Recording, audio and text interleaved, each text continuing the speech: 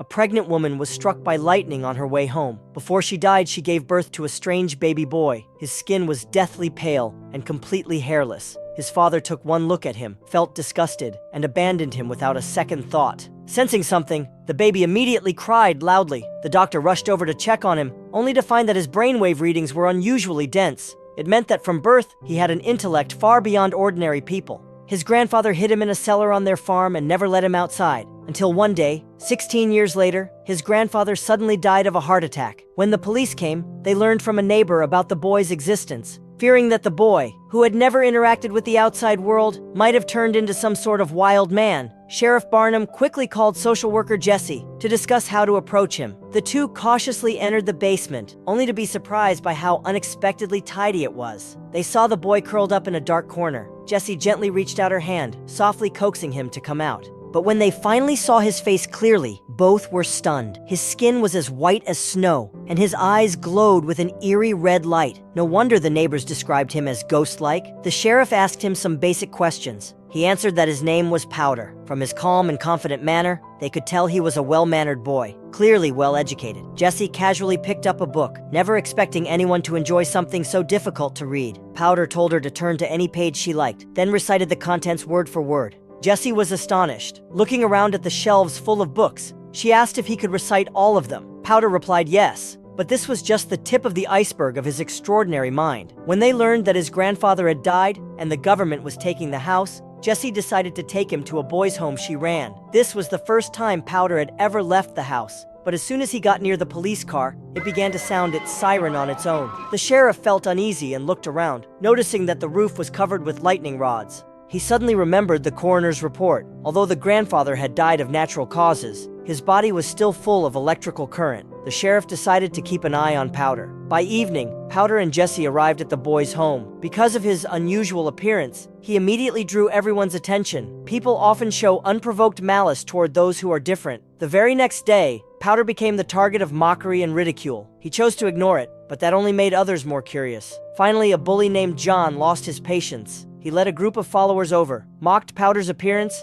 and asked if he knew the rules of the boys' home. When Powder still didn't respond, John grew impatient. He grabbed Powder's lunch tray and told him to balance a spoon on his nose, hoping to humiliate him. The others gathered to watch. After a moment's thought, Powder took the spoon. Just when everyone thought he was going to give in, he did something strange. He stood the spoon upright on the table. The crowd looked puzzled. Then, in the next second,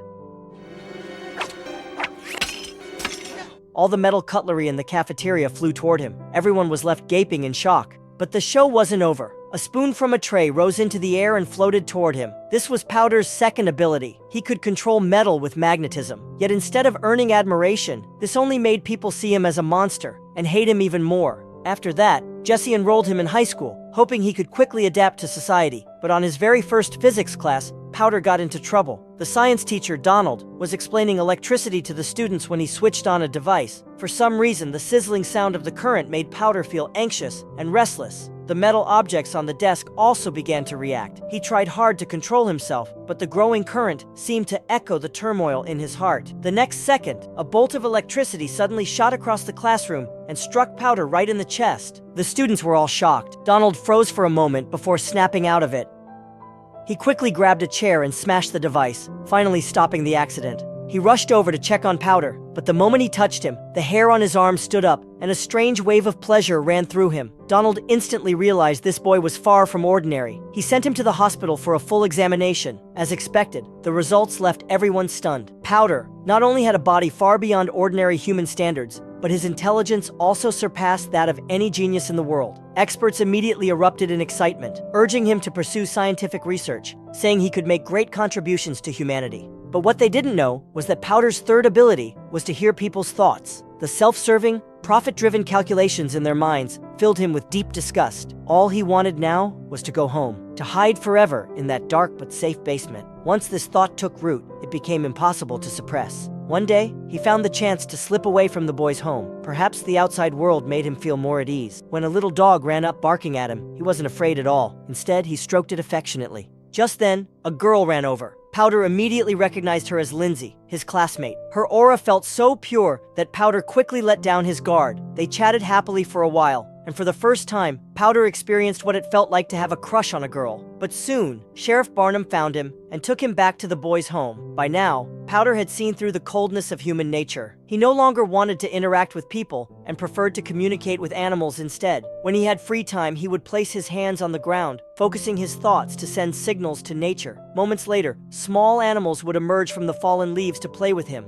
But one day, he ran into John, the school bully, who was hunting in the woods. Without a word, John pointed his shotgun at Powder to scare him. Just then, a gunshot rang out from the distance. John ended his prank, and the three of them rushed toward the sound. They found it was the deputy, Harley Duncan, who had just shot a doe. He proudly boasted about his marksmanship, claiming the deer hadn't felt any pain. Powder found him cold-blooded. He knelt beside the deer, gently touching its wound while holding Harley's hand at the same time. In that instant, a wave of pain shot through Harley's entire body. He fell to the ground, writhing in agony, feeling the deer's fear and suffering. As the conduit, Powder felt it too. This was his fourth ability, to feel all living things and let all living things feel him. This experience profoundly changed Harley, leading him to give up hunting forever. After returning to the boys' home, Jesse sat down to talk with Powder. This time, he made his feelings clear. He said he had no interest in anything about humans. All he wanted was to go home, but Jessie was just an ordinary person. How could she possibly understand the pain of a genius?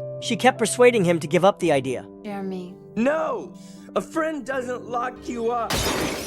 A friend doesn't take you away from your home.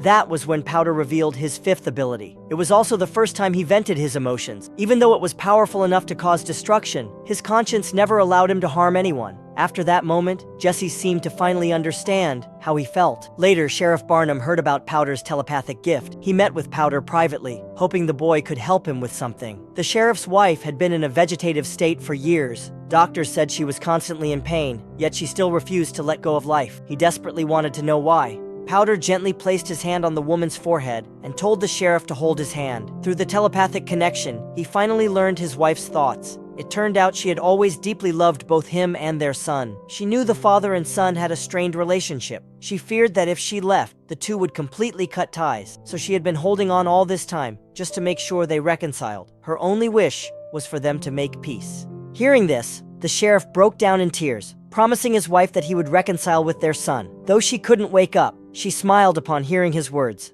and in her husband's gentle embrace, she peacefully passed away. Not long after, the sheriff's son returned. When he learned of his mother's wish, he finally set aside his pride and reconciled with his father. The two hugged tightly, without saying a word, but that silence spoke louder than 1,000 words.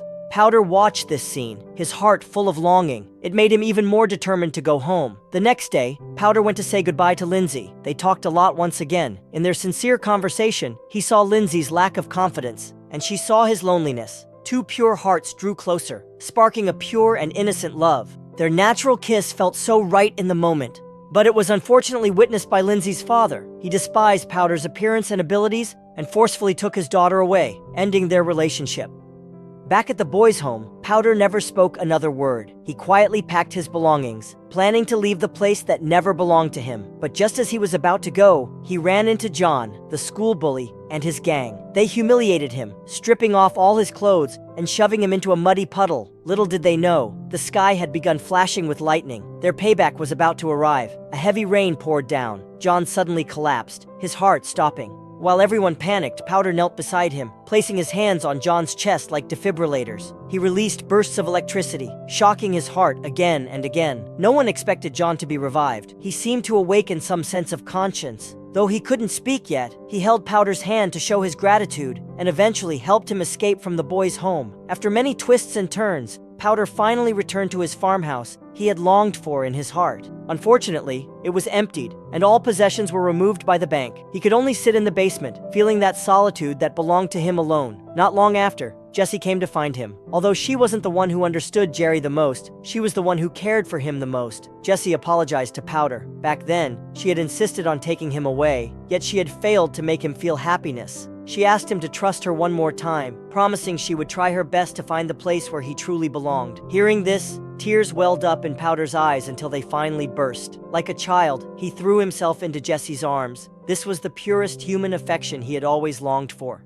Not long after, the science teacher, Donald, also arrived. They were ready to take Powder away from this place. But just then, 2 police cars drove toward them. Fortunately, one of the officers was Sheriff Barnum. He knew Powder was a kind boy, so he felt compassion and wanted to pretend he hadn't seen anything, letting them leave. But the deputy refused. While they were arguing, thunder rumbled across the sky. Powder suddenly had a strange feeling, as if he was hearing the call of God. He ran toward the open field. The sky was filled with thunder and lightning, and a massive bolt descended, striking Powder. In a brilliant flash of white light, his body dissolved into countless particles of light, floating into the air and merging with the energy of the universe. He had returned to where he came from, in the purest way possible.